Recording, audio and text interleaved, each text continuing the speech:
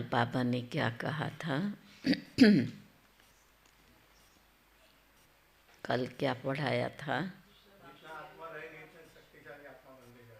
जितना आत्मिक स्वरूप में रहेंगे उतना शक्तिशाली बनेंगे। और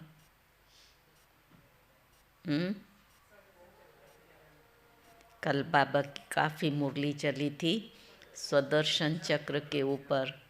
आत्मा समझकर बाप को याद करना है और स्वदर्शन चक्र फिराना है तो आत्मा के पाप भस्म हो जाएंगे। और क्या था? बहुत बहुत बहुत भाग्यशाली है। कैसे? क्योंकि स्वयं भगवान हमको पढ़ाते हैं, विश्व का मालिक बनाते हैं, हमारा मेहमान बनते हैं। बाबा ने 2 हाथ की ताली कौन सी कही थी? हमने बाबा को बुलाया और बाप आया, ये है 2 हाथ की ताली।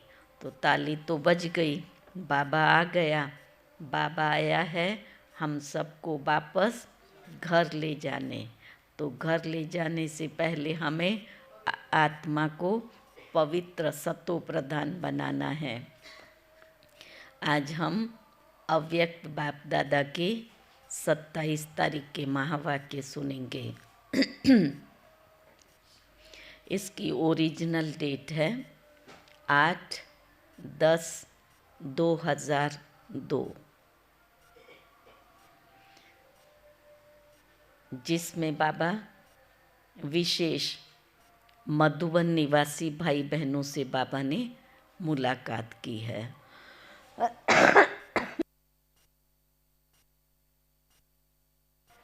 तो सार है, आत्मिक प्यार की मूर्ति बन,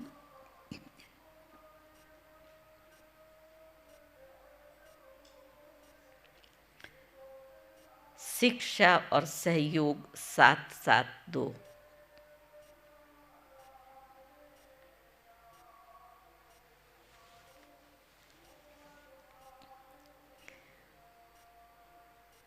आज प्यार के सागर बाप दादा अपने मास्टर ज्ञान सागर बच्चों से मिलन मना रहे हैं।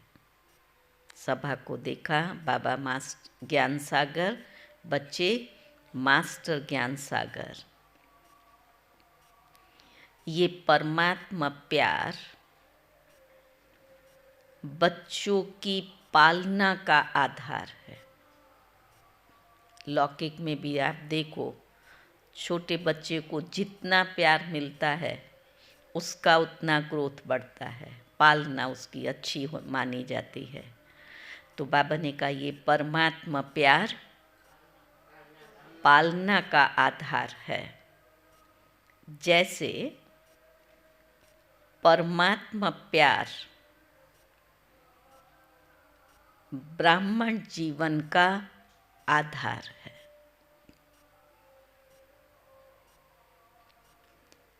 ऐसे ही ब्राह्मण संगठन का आधार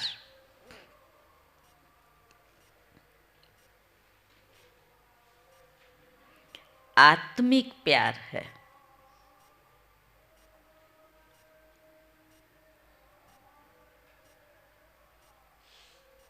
समझा? संगठन का आधार आत्मिक प्यार है, ब्राह्मण जीवन का आधार परमात्मा प्यार है। तो आत्मिक प्यार, जो आत्मिक प्यार आप बच्चे ही अनुभव कर सकते हो। आज के विश्व की आत्माएं इस सच्चे निस्वार्थ आत्मिक प्यार की प्यासी हैं।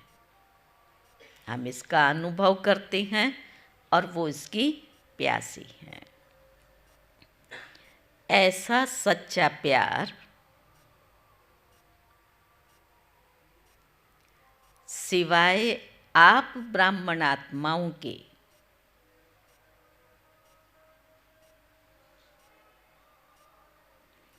किसी को प्राप्त नहीं हो सकता। समझा? प्यासी आत्माओं की प्यास पूर्ण करने वाले अपने को हर समय, अब ये प्यार तो किसके पास है नहीं, हमने अनुभव किया है, तो उसके लिए बाबा कह रहे हैं कि प्यासी आत्माओं की प्यास पूर्ण करने वाले अपने को हर समय परमात्मा प्यार व आत्मिक प्यार में समाये हुए अनुभव करते हो। जब हम खुद उस परमात्मा प्यार और आत्मिक प्यार में समाये होंगे तब तो हम दूसरों को दे सकेंगे ना। तो वो बाबा पूछ रहे हैं कि ऐसा इसमें समाये हुए अपने को अनुभव करते हो। फिर बाबा ने कहा, प्यार के दाता व देवता सदा रहे हो, ऐसा हो कर के चलते हो। प्यार के दाता व देवता सदा रहे हो, चलते फिरते आत्मिक प्यार की वृत्ति, दृष्टि, बोल, संबंध, संपर्क अर्थात कर्म में अनुभव करते हो। किस चीज़ का? आत्मिक प्यार का। वो फिर वो दृष्टि, वृत्ति, बोल, कर्म और संबंध, संपर्क में। कैसी भी आत्मा हो, लेकिन आप ब्राह्मणों की नेचुरल वृत्ति बन गई है। वो कैसी भी आत्मा हो, लेकिन हमारी नेचुरल वृत्ति क्या, हमारी नेचुरल नेचर क्या? वो आत्मिक प्यार की। फिर बाबा पूछ रहे हैं, बनानी पड़ती है या बन गई है? क्या कहेंगे? बनानी पड़ती है। घड़ी घड़ी बदल जाती है वृत्ति, उसके अवगुण दिखाई देते हैं, उसकी कमज़ोरियाँ दिखाई देते हैं, तो हमारी वृत्ति भी बदल जाती है। वास्तव में अभी अंत के समय पर यही आत्मिक प्यार परमात्मा को प्रत्यक्ष करेगा। क्योंकि बाबा ने ऊपर में क्या कहा, ये आत्मिक प्यार संगठन का आधार है। हमारा संगठन मजबूत किससे बनेगा? आत्मिक प्यार से बनेगा, और उस संगठन से बाप की प्रत्यक्षता होगी। और उसके लिए बाबा ये पढ़ा रहा है, कैसी भी आत्मा हो, लेकिन नेचुरल हमारी नेचर ऐसी बन जाए, उसके प्रति आत्मिक वृत्ति रहे, वो प्यार की दृष्टि रहे। तो बाबा ने कहा, बनानी पड़ती है या बन गई है? Follow father, follow mother. अपने ब्राह्मण जन्म के आदि समय को याद करो। भिन्न भिन्न नेचर वाले बाप के बने ना। शुरू में जब यज्ञ की स्थापना हुई तब कैसे कैसे संस्कार वाले थे, तो बाबा ने कहा बाप के बने ना। प्यार के सागर बाप ने एक ही प्यार के सागर के स्वरूप की अनादि नेचर से अपना बना लिया। प्यार के सागर बाप ने एक ही प्यार के सागर के स्वरूप की, बाबा की तो अनादि नेचर है ना, प्यार के सागर के स्वरूप की अनादि नेचर से अपना बना लिया। उस समय पर ना उनको इतना ज्ञान था, ना योग था। जब शुरू में बाबा ने अपना बनाया तो वो किस आधार से बने? आत्मिक प्यार की नेचर से। अगर आप सबकी भिन्न भिन्न नेचर देखते तो क्या अपना बना सकते थे? ये ऐसा है, ये ऐसा है, इसने ऐसा किया, इसने, हम वही वर्णन करते हैं, अरे आपको क्या मालूम है ये कैसा है। तो बाबा वो कह रहा है, अगर बाबा ने उस भिन्न भिन्न नेचर को देखा होता तो क्या बाबा अपना बना सकते थे? तो अपने से पूछो, मेरी नेचुरल नेचर क्या है? किसी की भी कमज़ोर नेचर वास्तव में ब्राह्मण जीवन की नेचुरल नेचर मास्टर प्रेम का सागर है।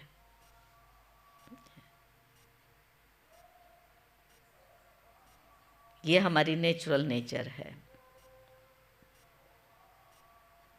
जब दुनिया वाले भी कहते हैं कि प्यार पत्थर को भी पानी करता है, तो आत्मिक प्यार और परमात्मा प्यार लेकर देने वाले भिन्न भिन्न नेचर को परिवर्तन नहीं कर सकते।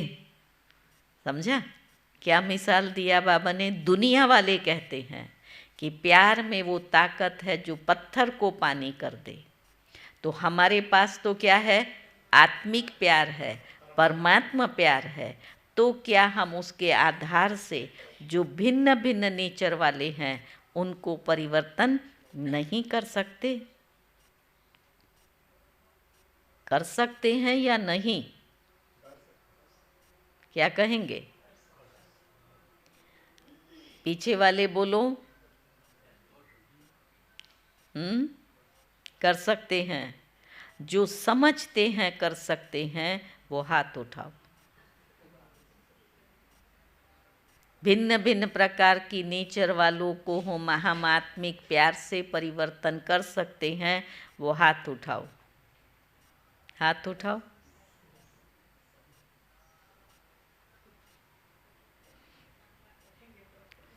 हाँ, तब दूसरों का कर सकते हैं। इसमें मुख्य है आत्मिक स्थिति जितनी हमारी होगी ना, वो आत्मिक प्यार परमात्मा प्यार की अनुभूति कराएगा। जितना हम बाबा के प्यार का गहरा अनुभव करते हैं तो आत्माओं के स्वभाव संस्कार का प्रभाव नहीं पड़ता है, और हमारे में परमात्मा प्यार की कमी होती है, तब ये मुश्किल लगता है। संभव तो है लेकिन मुश्किल लगता है। तो बाबा ने कहा हाथ उठाओ, बड़ा बड़ा हाथ उठाओ, छोटा नहीं। सभी ने हाथ उठाया। अच्छा, मुबारक हो। फिर सरकमस्टांस आते हैं। बाबा ने कहा सरकमस्टांसेस तो आने ही हैं, सब मेरे साथ में प्यार से ही बात करेंगे, जैसा मैं कहूँ वैसा ही करेंगे, वो तो पॉसिबल नहीं है ना। तो सरकमस्टांसेस तो आने वाले ही हैं। ये तो ब्राह्मण जीवन के रास्ते के साइड सीन है। देखा बाबा कितना इजी कर देता है। उन सरकमस्टांसेस को आप क्या समझो? रास्ते के साइड सीन है। हम थोड़ी साइड सीन में अटकेंगे। और साइड सीन कभी एक जैसे नहीं होते हैं। कोई सुंदर भी होती है, कोई गंदगी की सीन भी होती है, लेकिन पार करना राही का काम है। कैसे भी हो, रास्ता थोड़ा ही वो है, वो तो साइड सीन है। और रास्ते पर भी अगर कुछ गंदगी हो तो क्या करते हैं? साइड करके निकल जाते हैं ना। उससे थोड़ी उसके ऊपर पैर रखते हैं कि किसने डाला, कहाँ से आया होगा, बीच में क्यों डाला। जा साइड से हम निकल जाते हैं। तो बाबा ने कहा ये साइड सीन है, और साइड सीन कभी एक जैसे नहीं होते। कोई सुंदर भी होती है, कोई गंदगी की भी होती है, लेकिन पार करना राही का काम है, न कि साइड सीन बदलने की बात है। कितना अच्छा। हम कहते हैं ना ये बदले, इसका नेचर बदले, उसको नहीं सोचो। हमें क्या करना है, साइड सीन को पास करना है। तो बाप दादा क्या चाहते हैं, सब जानने में तो होशियार हो गए हो ना। आज मधुबन निवासियों को विशेष चांस मिला है, गोल्डन चांस मिला है। अच्छा, इस गोल्डन चांस का रिटर्न क्या? स्पेशल बाबा मिलने के लिए आया है, तो बाबा भी तो स्पेशल रिटर्न चाहेगा ना। इसका रिटर्न क्या? बड़े उमंग उत्साह से चांस लिया है। वैसे नीचे बैठने वाले भी मधुबन निवासी हैं। तो बाबा ने कहा, मधुबन निवासी भाई बहनों के अलावा अन्य सभी पांडव भवन में मुरली सुन रहे हैं। मधुबन निवासी ओम शांति भवन में बाबा के सामने बैठे हैं, बाकी जो हैं वो पांडव भवन में मुरली सुन रहे हैं। लेकिन आज सिर्फ ग्रुप को मिलने का चांस है। इतना इकट्ठा तो दूर दूर हो जाते हैं, इसलिए थोड़े थोड़े भाग बनाए हैं। बाकी हैं सभी मधुबन निवासी। दूसरे भी ग्रुप होंगे थोड़े थोड़े जिनको बाबा को मिलना है, तो उसको बाबा ने कहा जब सेंटर पर रहने वालों की भी परमानेंट एड्रेस मधुबन है, तो ब्राह्मण अर्थात परमानेंट एड्रेस मधुबन, घर मधुबन है, बाकी सेवा स्थान है। सुना?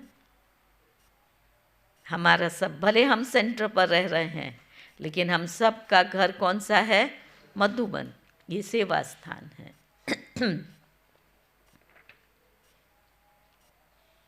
तो बाबा ने कहा, तो नीचे वाले ऐसे नहीं समझें कि आज हमको मधुबन निवासियों से निकाल दिया है।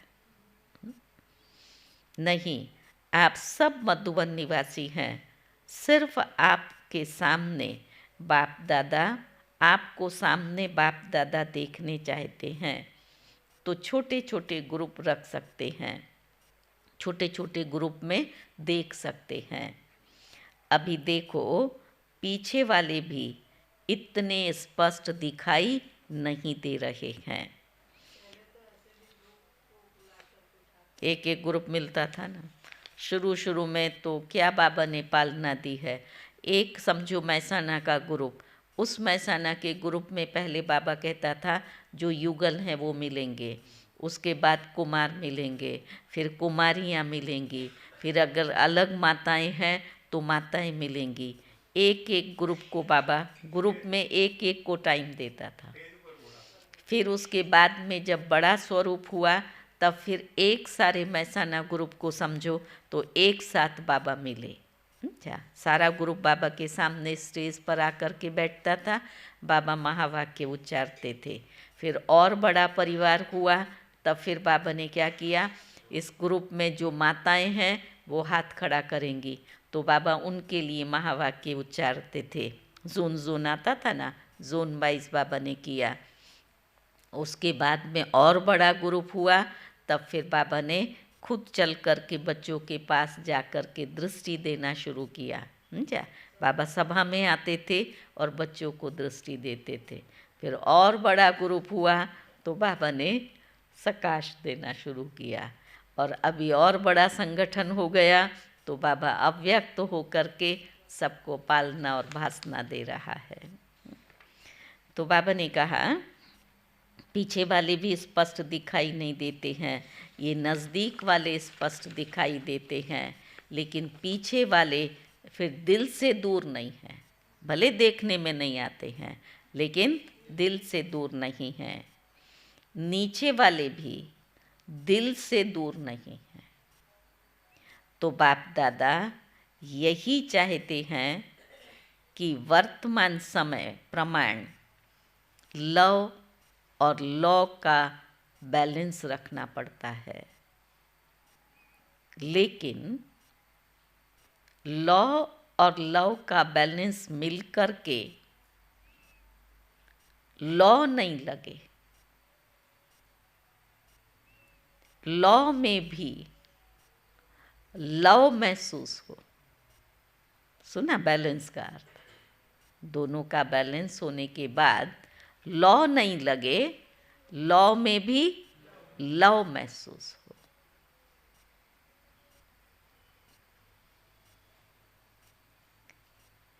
जैसे साकार स्वरूप में बाप को देखा, लौ के साथ इतना लव दिया जो हरेक के मुख से निकलता कि बाबा का मेरे से प्यार है, मेरा बाबा है। लौ जरूर उठाओ, लेकिन लौ के साथ लव भी दो। सिर्फ लॉ नहीं, क्या केवल कायदे से नहीं चलो, लेकिन लव भी दो। सिर्फ लॉ से कहाँ कहाँ कमज़ोर आत्माएं होने के कारण दिल शिकस्त हो जाती हैं। जब स्वयं आत्मिक प्यार की मूर्ति बनेंगे, तब दूसरों के प्यार की, आत्मिक प्यार अर्थात हर समस्या को हल करने में सहयोगी बनना। कितना अच्छा! जब स्वयं आत्मिक प्यार की मूर्ति बनेंगे, तब दूसरों की जो आत्मिक प्यार, दूसरा प्यार नहीं, बाबा ने उसको बीच में क्लियर किया, तब आत्मिक प्यार अर्थात हर समस्या को हल करने में सहयोगी बनना। आगे बाबा कहते हैं, सिर्फ शिक्षा देना नहीं, शिक्षा और सहयोग साथ साथ देना।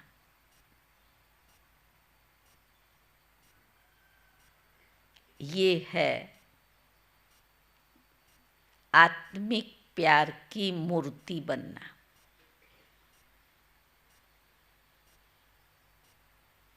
समझा? शिक्षा के साथ साथ सहयोग देना। तो आज विशेष बाप दादा हर ब्राह्मणात्मा को, चाहे देश चाहे विदेश, चारों ओर के सर्व बच्चों को यही विशेष अंडरलाइन करा रहे हैं। कौन सी बात?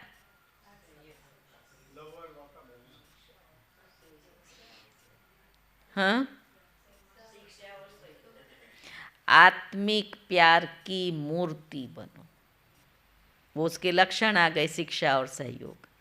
तो बाप दादा देश और विदेश के सभी बच्चों से ये चाहते हैं कि आत्मिक प्यार की मूर्ति बनो।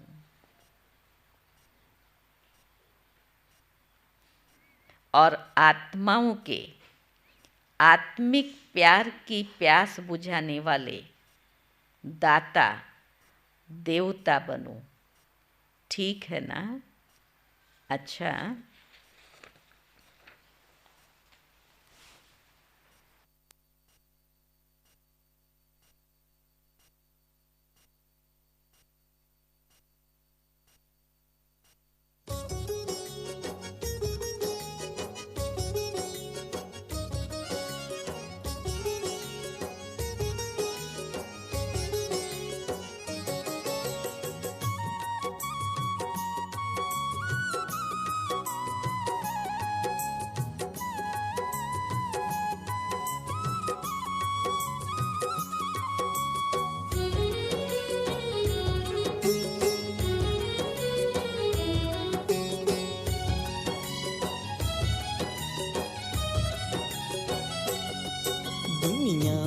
सबसे प्यार से चलना सीखो जी।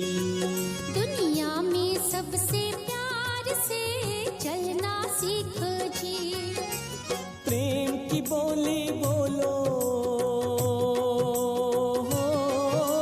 प्रेम की बोली बोलो, प्रेम से रहना सीखो जी। दुनिया में सबसे प्यार से चलना सीखो जी। दुनिया में सबसे प्यार से चलना सीखो जी।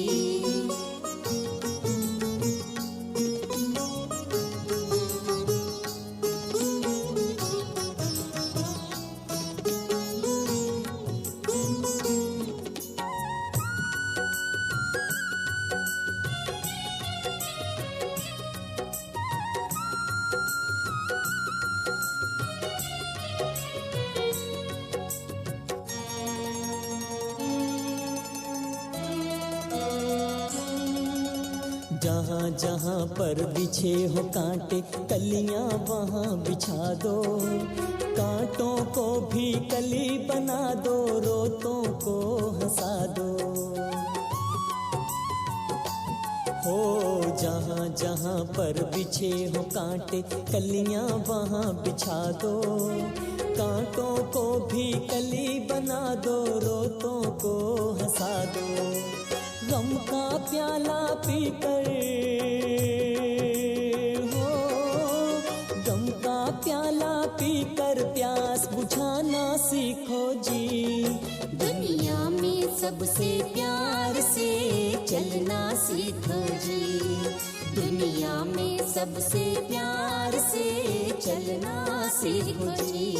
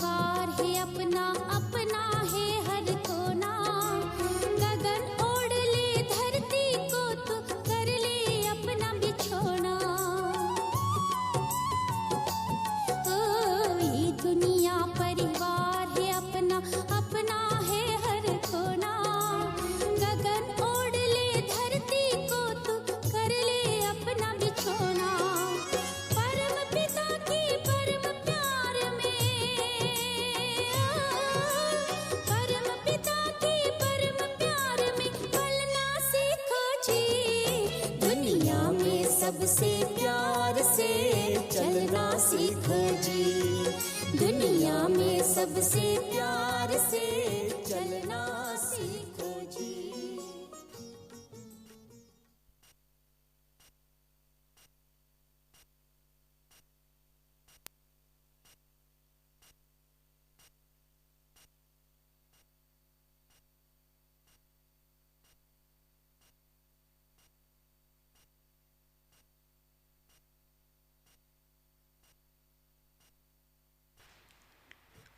ओम शांति। फिर बाबा ने सभी मधुबन निवासियों से चिट चैट किया, रू रिहान की है और नज़र से निहाल करते दृष्टि दी। उसके बाद बाबा हॉस्पिटल, आबू निवासी तथा पार्टियों से मुलाकात की है। सभी अपने को खुश नसीब समझते हो? खुश नसीब कौन कौन बैठे हैं? हाथ खड़ा करो तो। हम सब खुश नसीब हैं। सारे विश्व में सबसे बड़े से बड़ा नसीब किसका है? किसका सबसे बड़ा नसीब? हमारा। कैसे है? ना आप धनवान हो, है आपके पास में धनवान, महल माड़ियाँ, घोड़े गाड़ी। हम प्रभु पसंद बन गए। वो प्रभु के प्यार के एक बूंद के प्यासे हैं और हम उस प्रभु प्रेम के पात्र हैं। अच्छा, बाबा ने कहा हर एक क्या समझते हैं कि सबसे बड़े ते बड़ा मेरा नसीब है। जयंती भाई, है बड़े ते बड़ा नसीब है ना। आत्मा ने अभी महसूस नहीं किया क्या मिला है हमें, हमारे जैसा नसीब किसका है। परिस्थितियों में भी खुश रहना और परमात्मा मदद का अनुभव करना ज्ञान के आधार से, तो ये कोई कम नसीब है क्या। परसों मैं किससे बात कर रही थी तो उसने बोला, आत्मा ने, परिस्थितियाँ बहुत आती हैं लेकिन मैं अपने को बड़ा आनंद में महसूस करती हूँ, माना मुझे खुशी है। तो मैंने कहा परिस्थितियाँ और खुशी, तो परिस्थितियाँ क्या है, हमारे पास्ट के कर्मों का हिसाब किताब है, आनी है क्योंकि चुक तो हो रहा है। बाकी मैं जो खुश नसीब हूँ, मुझे जो बाबा मिला है और बाबा का ज्ञान मिला है, उसके आधार से हम खुश रहते हैं। वो परिस्थितियाँ हमारी आंतरिक स्थिति को इफ़ेक्ट नहीं करती हैं। थोड़ा टाइम के लिए लहर आ गई, ऐसा होता है, चली गई, लेकिन अंदर से आत्मा कमज़ोर नहीं होती है। उसे ये महसूस होता है अरे बाबा मेरे साथ में है ना, चलो ये हिसाब किताब चुक तो हुआ। तो हमारे जैसा खुश नसीब इस दुनिया में कोई नहीं है। बरोबर पैचर भाई? हाँ जी। जब खुश नसीब हैं तो सदा खुश रहते हैं। अब आया दूसरा प्रश्न, खुश नसीब आत्माओं से खुश नसीब हैं तो खुश रहते हैं, कभी खुशी कभी गम, वो दुनिया वालों का है। लेकिन खुश नसीब आत्माओं का ये स्लोगन नहीं है कभी खुशी कभी गम, सदा खुश। तो बाबा ने कहा सदा खुश रहते हैं, कभी कभी तो नहीं ना। जब बाप दादा ने भाग्य का सितारा चमका दिया तो चमकते हुए सितारे को देख खुश रहते हो। बाप दादा ने कौन सा सितारा चमका दिया? भाग्य का सितारा चमका दिया। मेरा भाग्य इतना ऊंच, तो उस भाग्य के सितारे को चमकते हुए देख करके खुश रहते हो।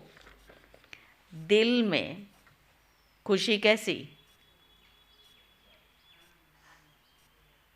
दिल में खुशी के बाजे बजते हैं।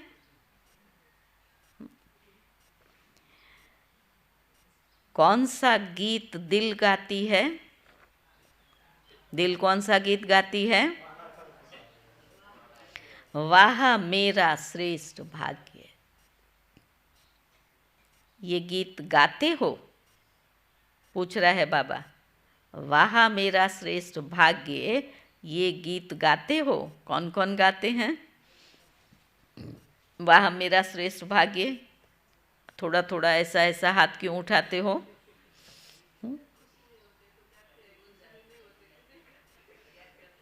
तो कोई तो बाबा पढ़ा रहा है। होते हैं तो गाते हैं, नहीं पर सदा रहें और गाते रहें, वो लक्ष्य से हमें आगे बढ़ना है। तो बाबा ने कहा ये गीत गाते हो, सारा कल्प आपके भाग्य का गायन होता रहता है। आधा कल्प भाग्य की प्रालब्ध भोगते हो। अब उसको सारे कल्प को बाबा स्पष्ट कर रहा है। आधा कल्प भाग्य की प्रालब्ध भोगते हो और आधा कल्प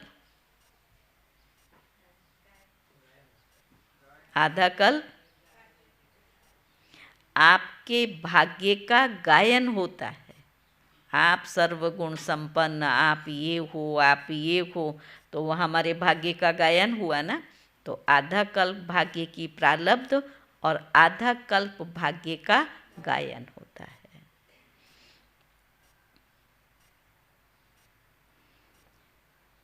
अनेक आत्माएं गाती रहती हैं।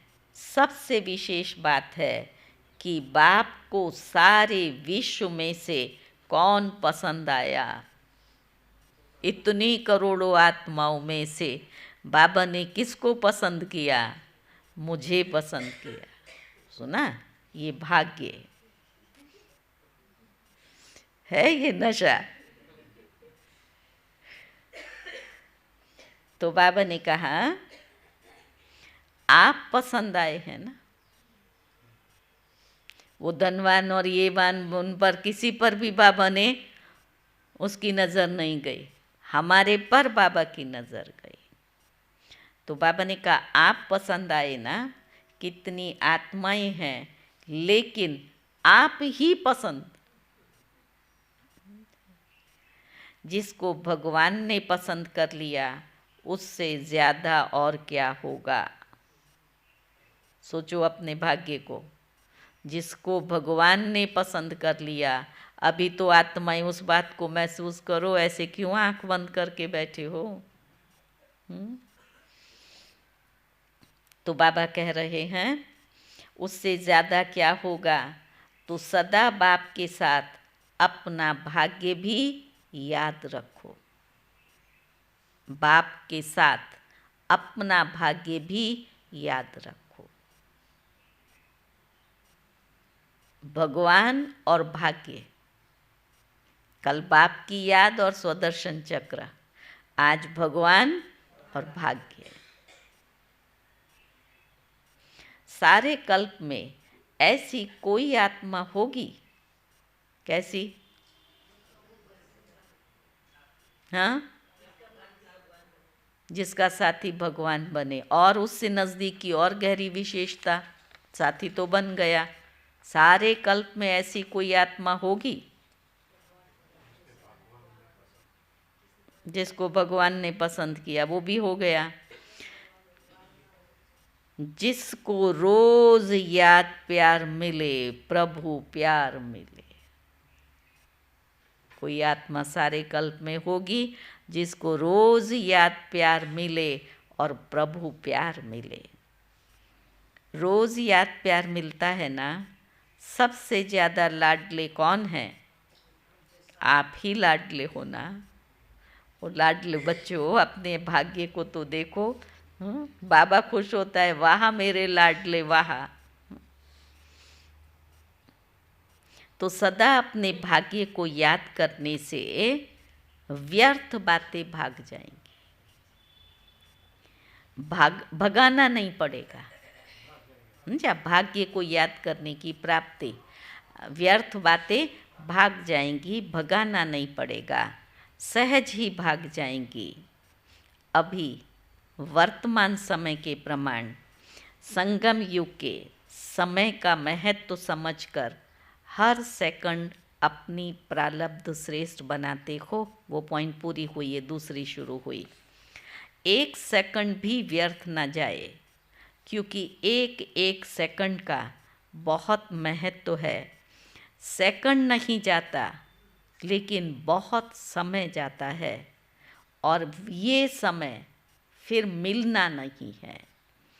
समय का परिचय है ना, अच्छी तरह से समय का परिचय है, अच्छी तरह से स्मृति में रहता है। देखो, आज आप सबको स्पेशल टाइम दिया है। अगर इकट्ठे आते तो दिखाई भी नहीं देते। एक एक ग्रुप से बाबा पर्सनल मिल रहा है ना। अभी देख तो रहे हैं कौन कौन है। सब विशेष आत्माएं को सिर्फ अपनी विशेषता को जान, विशेषता को कार्य में लगाओ। आप विशेष आत्मा हो तो मैं किस आधार से विशेष आत्मा हूँ? अपनी उस विशेषता को जानकर उसे कार्य में लगाओ। और ये बाबा ने शुरू से आदि से पढ़ाया है। जो भी आप में विशेषता है, बाबा कहता था सिर्फ कचरा पोछा लगाने की विशेषता है, उसको भी आप परफेक्ट करो, कार्य में लगाओ। वही कचरा पोछा आपको बहुत ऊंची स्थिति तक ले जाएगा। लेकिन उसको विशेषता संपन्न करो, उस कार्य को विशेषता संपन्न करो। तो बाबा ने कहा ड्रामानुसार हर ब्राह्मण आत्मा को कोई ना कोई विशेषता अवश्य प्राप्त है, तभी वो ब्राह्मण बना है। ऐसा कोई नहीं है जिसमें कोई विशेषता ना हो। तो अपनी विशेषता को सदा स्मृति में रखो और उसको सेवा में लगाओ। बार बार कह रहा है, स्मृति में और फिर उसे कर्म में, सेवा में लगाओ। हर एक की विशेषता उड़ती कला की बहुत तीव्र विधि बन जाएगी। उस विशेषता को आपने सेवा में लगाया तो हर एक की विशेषता उड़ती कला की बहुत तीव्र विधि बन जाएगी। सेवा में लगाना, अभिमान में नहीं आना। जा कई बार विशेषता का अभिमान आता है ना, मैं इतना अच्छा ये कर सकती हूँ, मेरे में ये विशेषता है, मैं ऐसा कर सकती हूँ, मैं ऐसा जानती हूँ। तो वो भी बाबा ने अटेंशन खिंचवा दिया कि विशेषता को सेवा में लगाना, लेकिन अभिमान में नहीं आना। किसका क्लास सुन, उसने कहा कि जो भी हम सेवा कर रहे हैं उसमें भी अभिमान आ रहा है। सेवा का भी अभिमान आता है, मैं ये कर रही हूँ, मैं इतना घंटा करती हूँ, मैं ऐसा करती हूँ। तो कहा वो भी हमारा पूरा प्लस नहीं हो रहा है, जमा नहीं हो रहा है। दादी जान की थी ना, वो कहती थी किसी से भी लगाव हो सकता है, छोटे से खिलौने से भी लगाव हो सकता है। इसलिए ना विशेषता में लगाव रखो ना वस्तुओं में। तो बाबा ने कहा अभिमान में नहीं आना। क्यों? क्यों? क्योंकि संगम पर हर विशेषता ड्रामा अनुसार परमात्मा देन है। समझो, आज कोई कहते मैं भाषण बहुत अच्छा कर सकती हूँ, तो परमात्मा देन है ना, पहले करते थे। आज हम ये कार्य बहुत अच्छा कर रहे हैं, बाबा के यज्ञ की सेवा को बहुत अच्छा संभाल रहे हैं। हर एक देखे अपने आप को तो महसूस होता है कि पहले हम क्या थे, आज बाबा ने हमारी बुद्धि को, हमारी शक्तियों को यूज़ करते करते कितना दिव्य और श्रेष्ठ बना दिया। फिर उस पर मुझे अभिमान आए, वो रॉन्ग है। बाबा ने कहा परमात्मा देन है, परमात्मा देन में अभिमान नहीं आएगा। जैसे प्रसाद होता है ना, उसको कोई अपना नहीं कहेगा, प्रभु प्रसाद कहेगा। आप भी यहाँ से ले जाएंगे तो क्या कहेंगे, बाबा का भोग है। तो बाबा ने कहा मेरा प्रसाद है, नहीं, प्रभु प्रसाद है। ये विशेषताएं भी प्रभु प्रसाद हैं। प्रसाद सिर्फ अपने प्रति यूज़ नहीं किया जाता है। अभी दूसरी बात आई इसमें, हाँ, ये जो मेरे में विशेषता है वो प्रभु प्रसाद है। अब इस प्रभु प्रसाद को क्या करो, बांटो, बांटा जाता है। बांटते हो, महादानी हो, वरदानी भी हो।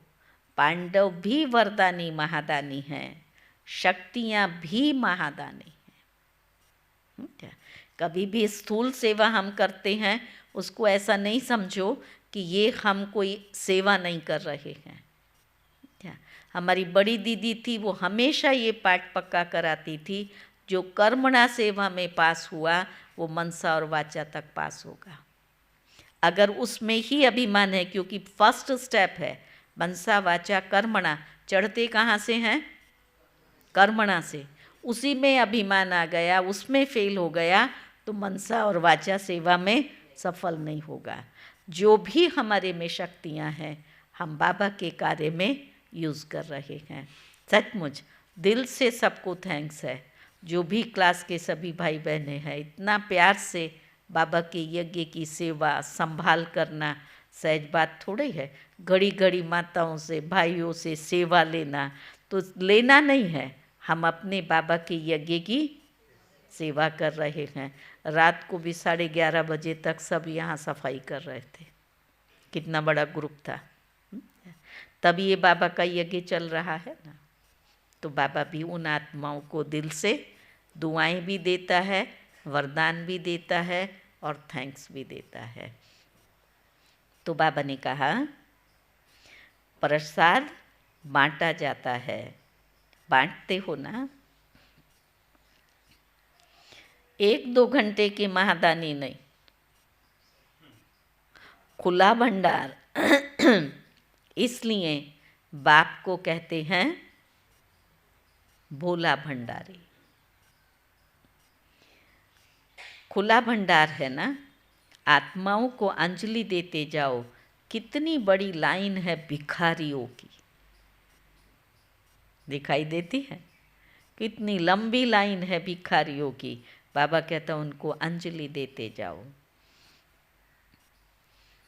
और आपके पास कितना भरपूर भंडार है, अखुट भंडार है, खुटने वाला है क्या? बांटने में इकोनॉमी तो नहीं करते हो, हाँ? देने में इकोनॉमी तो नहीं करते हो। इसमें फराक दिली से बांटो, थको नहीं, आलस नहीं, कुछ नहीं, बांटते जाओ, फराक दिली से बांटो।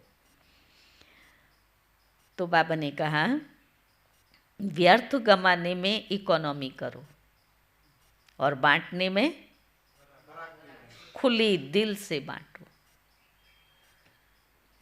इकोनॉमी किस में करनी है? व्यर्थ में। फिर दूसरा, सभी खुश हैं? पूछ रहा है बाबा, सभी खुश हैं? कभी कभी थोड़ा थोड़ा होता है, होता है। कभी मूड ऑफ, कभी मूड बहुत खुश, ऐसे तो नहीं है? ऐसे भी है, कभी मूड ऑफ होती है और कभी मूड बहुत खुश होती है। ऐसे है। फॉलो फादर, बाप दादा मूड ऑफ करता है क्या? पूछ रहा है बाबा, बाप दादा कभी मूड ऑफ करता है क्या? तो फिर तुम्हें क्या करना है? Follow father. बाप दादा के पास स्पेशल बच्चों, ब्राह्मण बच्चों के लिए टीवी है, एक जनरल और एक स्पेशल। ब्राह्मण बच्चों के लिए टीवी है, उसमें सबकी भिन्न भिन्न मूड दिखाई देती है। सारा दिन में ही कितना बारी चेंज होता है। तो बाबा ने कहा बाप दादा को कितना मज़ा आता होगा देखने में, समझा? एक एक एक एक का दिखाई दे। अभी इतना हंसता हुआ चेहरा और अभी देखो क्या विकराल रूप, अभी देखो मायूस चेहरा। तो बाप दादा को क्या मज़ा आता होगा, कितना मज़ा आता होगा देखने में। सदा महादानी बनने वाले की मूड बदलती नहीं है।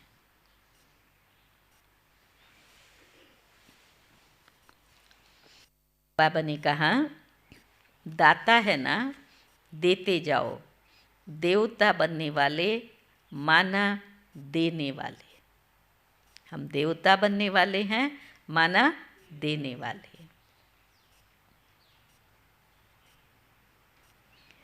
तो बाबा ने कहा लेवता नहीं, देवता।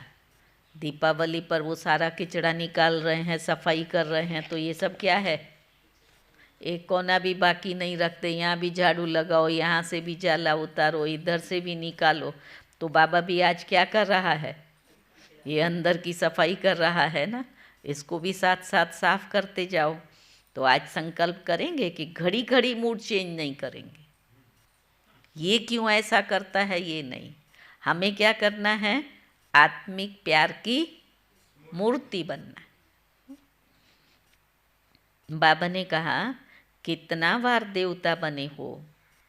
कितना बारी बने हैं? अनेक बार बने हो। तो देवता अर्थात देने के संस्कार वाले। कोई कुछ भी दे, इतना पक्का करो, कोई कुछ भी दे, लेकिन आप सुख की अंजलि दो।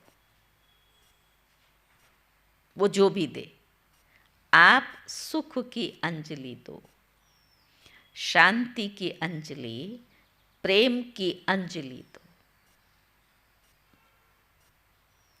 लोगों के पास है ही दुख अशांति, तो क्या देंगे? वही देंगे ना। और आपके पास क्या है? क्या है? सुख शांति। अभी हमने रावण की पुरानी चीज़ें रखी हुई हैं, तो वो भी हमारे पास में भी तो दुख अशांति है, तो हम फट से क्या करते हैं? सुख शांति की अंजलि की जगह क्या देते हैं? समझा? फिर पीछे बैठ के भले अपने आप को पढ़ाएं कि नहीं बाबा ठीक नहीं हुआ, भूल हो गई, नहीं करना चाहिए था, पर सामने तो उस समय तो आ गया।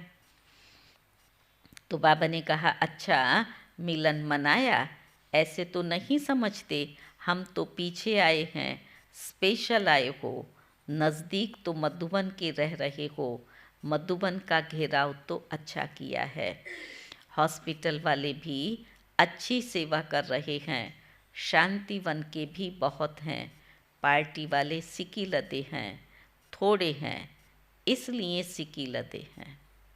पार्टी में थोड़े बच्चे आए ना, इसलिए बाबा ने कहा इसलिए सिकी लदे हैं। फॉरेनर्स के बिना भी शोभा नहीं है, इसलिए हर ग्रुप में अपनी शोभा बढ़ाने आ जाते हैं। फिर बाबा ने सेवाधारियों से मुलाकात की है।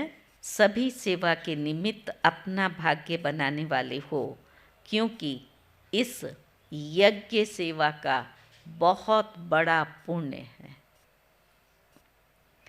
तन से सेवा करते हो, लेकिन मन से भी सेवा करते रहते हो, तो डबल पुण्य जमा होता है।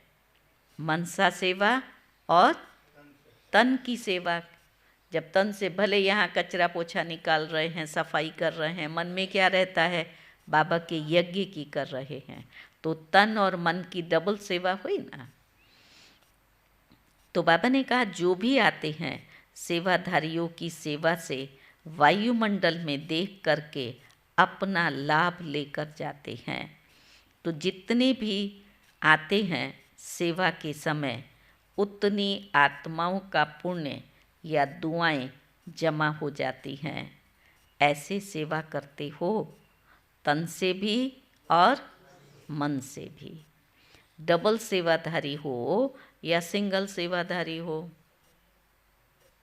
पूछो अभी अपने आप से, आप भी सब सेवा करते रहते हो, बार बार करते हो, तो डबल सेवाधारी हो या सिंगल? डबल करते हो, सेवा का प्रत्यक्ष फल भी मिलता रहता है। जितना समय रहते हो तो एक्स्ट्रा खुशी मिलती है ना, तो प्रत्यक्ष फल भी खाते हो, दुआएं भी जमा होती हैं, भविष्य भी बना और वर्तमान भी बना। बाप दादा को भी खुशी होती है कि बच्चे अपनी प्रारब्ध बहुत सहज और श्रेष्ठ बना रहे हैं। बस सेवा, सेवा और सेवा, और किसी बातों में नहीं जाना। अपने मन बुद्धि को सेवा में बिजी रखो। कर्मणा नहीं, मनसा, मनसा नहीं वाचा, तो सेवा सेवा सेवा। सेवा अर्थात जमा करना। जितना भी समय मिलता है डबल कमाई करो। प्रत्यक्ष फल भी, भविष्य भी, सेवा का चांस भी आप आत्माओं को प्राप्त है। सेवाधारियों से बाप दादा का विशेष प्यार होता है, क्योंकि बाप दादा भी विश्व का सेवक है। सुना? सेवाधारियों से विशेष प्यार क्यों है? क्योंकि बाप दादा भी विश्व का सेवक है। तो हम जिन्स हो गए ना, तो हम जिन्स से प्यार होता है। तो बाबा ने कहा सेवाधारियों, क्योंकि बाप दादा भी विश्व का सेवक है तो समान हो गए ना। मन को बिजी रखते हो या खाली रखते हो? अब पूछ रहा है प्रश्न। मन क्या करता है? हाँ जयंती भाई, क्या सोचता रहता है? बाबा को नहीं याद करता है, याद नहीं करता है।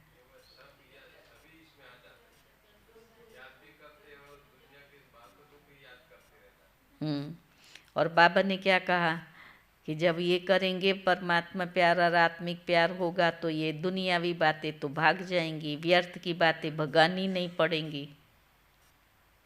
अभी हम उसमें ज़्यादा जाते हैं इसलिए भगाना पड़ता है। बाबा ने कहा मन सेवा में रहता है, मन को बिजी रखते हो या खाली रखते हो? मधुवन अर्थात याद और सेवा। चलते फिरते मन याद में या सेवा में बिजी रहे, सभी खुश रहते हो? दिवाली आई, सभी खुश रहते हो? कभी कभी वाले तो नहीं होना, सदा खुश रहने वाले हो। और आपकी खुशी कैसी? थोड़ी देर की। बाबा कहता है आपकी खुशी को देख दूसरे खुश हो जाए। कोई बहुत खुश होता है, वो हंस रहा होता है, वो बहुत खुश होता है, तो सामने वाला जब उसको ध्यान से देखता रहता है तो वो भी उसके साथ साथ एक्शन करता है ना। वो हंस हो रहा है, यहाँ मुस्कुराहट चेहरे पर आती है, होता है ना। तो बाबा भी क्या कह रहा है, आपकी खुशी कैसी हो? जो दूसरे को खुशी आ जाए। सेवाधारियों को भी टर्न मिला, खुश होना टर्न मिला ना विशेष। मधुवन वालों के निमित्त आपका भी गोल्डन चांस हो गया। स्वयं सदा स्वमान में रह उड़ते रहो, स्वमान को कभी नहीं छोड़ो।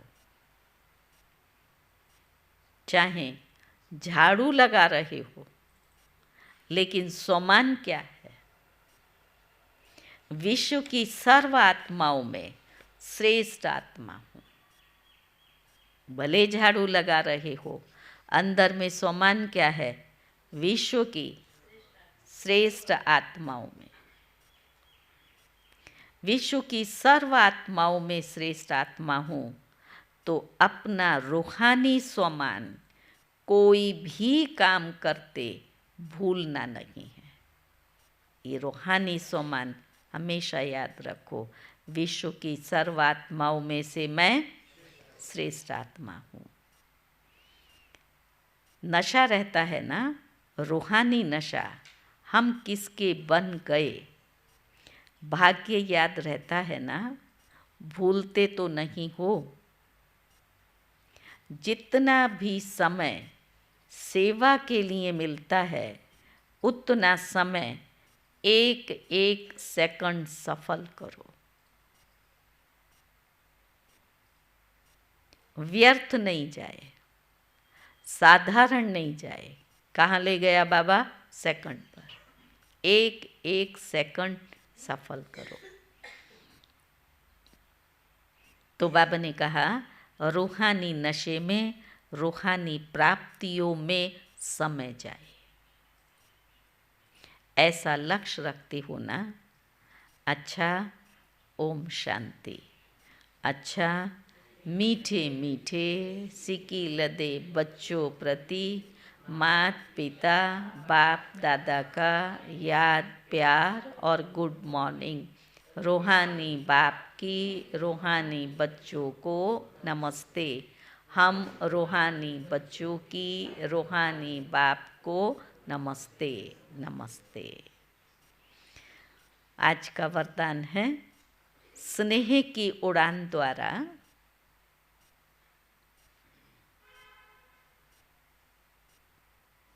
सदा समीपता का अनुभव करने वाले,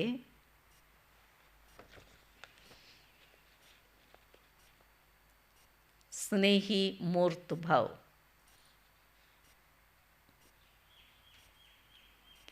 सभी बच्चों में बाप दादा का स्नेह समाया हुआ है। स्नेह की शक्ति से सभी आगे उड़ते जा रहे हैं। स्नेह की उड़ान तन व मन से, दिल से बाप के समीप ले आती है। स्नेह की उड़ान तन व मन से बाप के समीप ले आती है। भल ज्ञान योग धारणा में सब यथाशक्ति नंबरवार हैं, लेकिन स्नेह में हर एक नंबर 1 है। और बातों में नंबरवार हैं, लेकिन स्नेह में सब नंबर 1 है। ये स्नेह ही ब्राह्मण जीवन प्रदान करने का मूल आधार है। स्नेह का अर्थ है, स्नेह का अर्थ है समाना। स्नेह का अर्थ है पास रहना, पास होना और हर परिस्थिति को सहज पास कर लेना। पास होना, पास रहना, हर परिस्थिति को सहज पास कर लेना। स्लोगन है, अपनी नजरों में बाप को संभालो,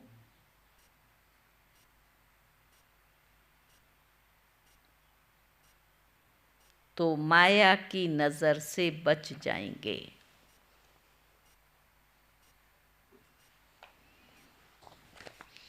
आज का सोमान है, मैं सर्व की दिल पसंद आत्मा हूँ। समझा? सर्व की दिल पसंद आत्मा हूँ। ब्राह्मण अर्थात सबके दिल पसंद स्वभाव संस्कार वाले, जिसको सब पसंद करें। ऐसा नहीं जो सब कहें भाई इस ये नहीं चाहिए, रिजेक्टेड माल नहीं। सब पसंद करें, इसको हमें दो, ये हमें चाहिए, ये हमें चाहिए। बाबा भी कहता था बच्चों की सब डिमांड करें, वो क्वालिटी बननी है, पच्छड़ माल नहीं, रिजेक्टेड माल नहीं। तो बाबा ने कहा सब पसंद करें, मेजॉरिटी 95% के दिल पसंद ज़रूर हो। दिल पसंद अर्थात सर्व से लाइट। सुना? दिल पसंद अर्थात सर्व से लाइट, हल्के हो। हर बोल, कर्म और वृत्ति में हल्कापन अनुभव हो। आपके कर्म, वृत्ति उसको परिवर्तन करें। इसके लिए सहन शक्ति को धारण करो। भल कोई किसी भी संस्कार के वश, ये बाबा हमेशा पढ़ाता है, सामने वाला कोई किसी भी संस्कार के वश परवश आत्मा हो, उस आत्मा को भी सहयोग दो। इसे हमें पढ़ाने की ज़रूरत है। कोई कैसी भी आत्मा हो तो हमें उसे सहयोग देना है। अभी प्रश्न ही सबसे बड़ा है, ये ऐसा करती है, ये ऐसा करता है, ये ठीक हो। तो बाबा ने कहा उस परवश आत्मा को भी सहयोग दो। कोई का हद का संस्कार हमें प्रभावित न करे। संस्कार तो ढेर है ना, सबके अंदर अलग अलग हैं, लेकिन वो संस्कार हमें प्रभावित न करें। पढ़ाते पढ़ाते ठक ठक करते, हैमरिंग करते करते बाबा हमें पत्थर से मूर्ति बना ही रहा है, और हम बाबा को बन करके दिखाएंगे, और इन मूर्तियों के द्वारा ही बाबा की प्रत्यक्षता होगी। लेकिन आज संगठन को मजबूत बनाने के लिए बाबा ने क्या कहा? आत्मिक प्यार। अभी हमारा संगठन अच्छा है और संगठन बड़ा भी हो गया है, लेकिन संगठन के अंदर जो आत्मिक प्यार होना चाहिए उसकी कमी है। लगता है ऐसा?